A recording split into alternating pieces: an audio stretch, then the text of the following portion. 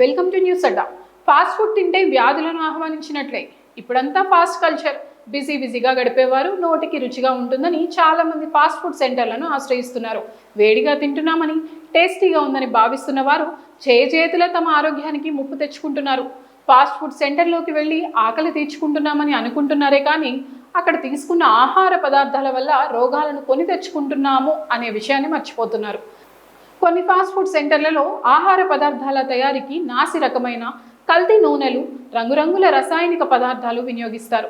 రసాయనాలు కలిపి ఒకరోజు కలియబెట్టి నిల్వ ఉంచి వాటిని మరుసటి రోజు కల్తీ నూనెలో వేయించి ఆకర్షణీయంగా కనిపించేలా తయారు చేసి ఇస్తున్నారు. ప్రజలు వాటిని తిని ఆకలిని తీర్చుకుంటున్నారు. ఈ ఫాస్ట్ ఫుడ్లకు పెద్దవారే కాదు, చిన్నారులు సైతం ఇష్టంగా ఆరగించడం వల్ల బాల్యంలోనే రోగాల బారిన పడుతున్నారు.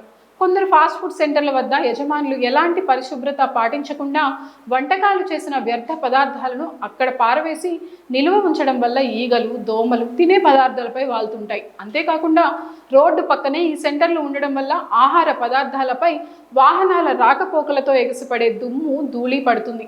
ప్రజలు వాటిని తిని రోగాలు కొని తెచ్చుకుంటున్నారు. నోటికి రుచిగా ఉంటుందని ఎక్కువ శాతం ప్రజలు ఫాస్ట్ ఫుడ్ని ఇష్టపడుతున్నారు. వాటిలో వివిధ రకాల రసాయనాలు కలిపి చేయడం వల్ల అనారోగ్య సమస్యలు తలెత్తుతాయి. అధికంగా కడుపు నొప్పి, అజీర్తి, పొట్ట పెరగడం, ఎలర్జీ లాంటి వ్యాధులు వస్తాయి.